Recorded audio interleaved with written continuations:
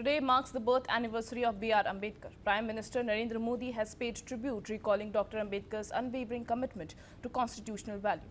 And on this occasion, the Prime Minister has also written a letter highlighting the push for Nari Shakti. He noted that women across India are making their mark in every sphere, from startups and science to academics, arts and culture, calling it one of the most encouraging developments of our times.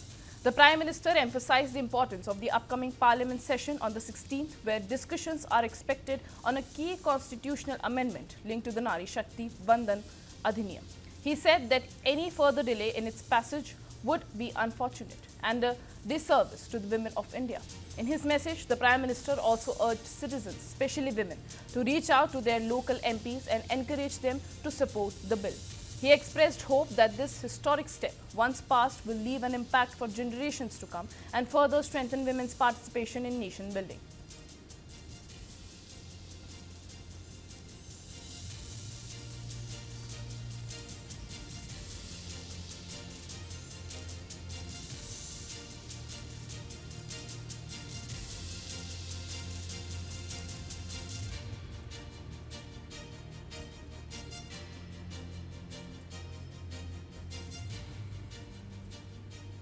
And now for decades, India has debated one fundamental question: women's guaranteed representation in parliament and state assemblies, and that debate is now about to reach a decisive moment, but not without fresh political fault lines. The Women's Reservation Bill, known as the Nari Shakti Vandan Adhiniyam, seeks to reserve 33% of seats in the Lok Sabha and all state legislative assemblies for women. It also includes sub-reservation for women from scheduled castes and scheduled tribes. But this idea is not new. The journey began in the late 1980s when a government-backed committee first recommended reservation for women in politics.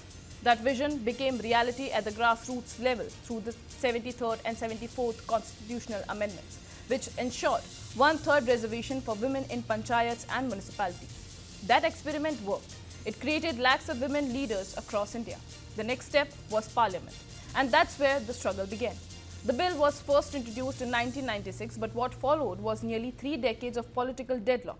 Government changed, alliances shifted, and the bill was introduced multiple times, but it kept collapsing.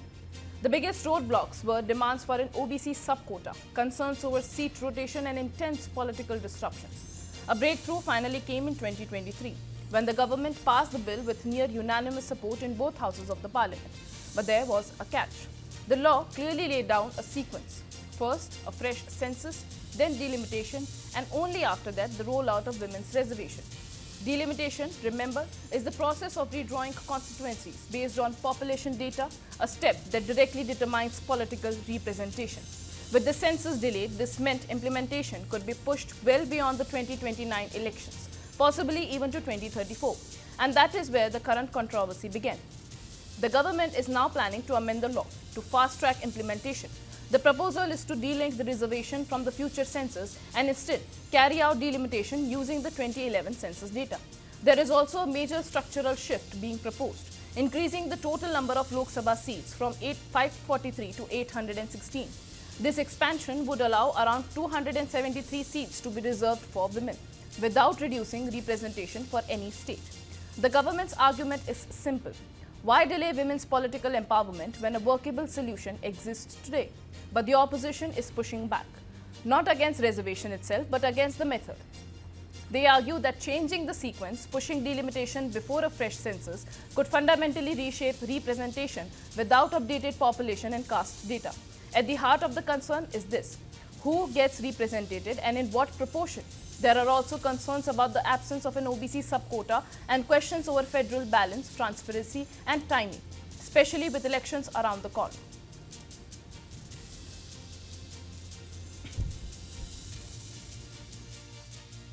ये एक बहुत ही ऐतिहासिक bill है और women political empowerment के लिए, महिलाओं के सियासी सशक्तिकरण के लिए मैं मानता हूं कि मील का पत्थर है।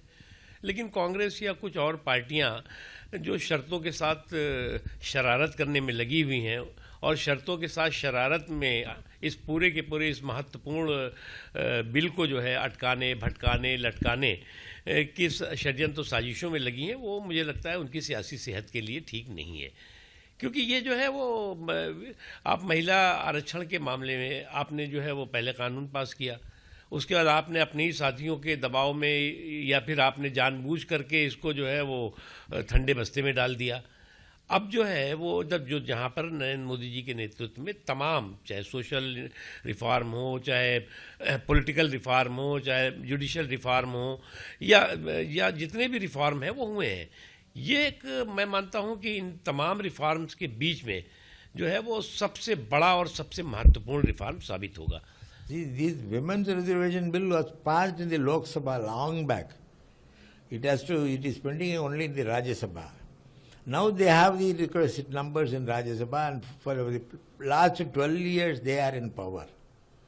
Why didn't they bring now? Now they want to, what our question is, whatever be the bill is, when Kerala, Tamil Nadu and West Bengal, all these three states were ruled by opposition parties. And people are very busy campaigning. Now why should they call the parliament, convene the parliament when they know that all MPs will be busy in campaigning? So their plan is to disturb the opposition party's campaigning scheme. सरकार की मनसा है, हमारे माननीय प्रधानमंत्री श्री नरेंद्र मोदी जी की मंशा है कि औरतों के साथ न्याय हो, उनको सम्मानपूर्वक जो उनका हक है, उनका जो अधिकार है वो मिले। 2023 में संसद से पास कराया गया कानून, उसमें कुछ आवश्यक संशोधन है, उसके लिए स्पेशल सत्र, ये विशेष सत्र बुलाया गया है 16 से 18 अप्रैल तक का। देखिए, सरकार और भारतीय जनता पार्टी एनडीए ये चाहती है कि महिलाओं को हम 33% आरक्षण सही ढंग से दें, असल में दें। कांग्रेस की तरह हमको सिर्फ सगुफे नहीं छोड़ने हैं, लोगों को बरगला के कुछ न कुछ आलतू फालतू बातें नहीं करनी है। हमको उनको रिजर्वेशन आरक्षण 2029 के चुनाव में देना है। लोकसभा और विधानसभा में जो आवश्यक संशोधन है वो 16 से 18 के बीच में सरकार प्रयास कर रही है कि वो हो जाए और महिलाओं को उनका अधिकार मिल जाए।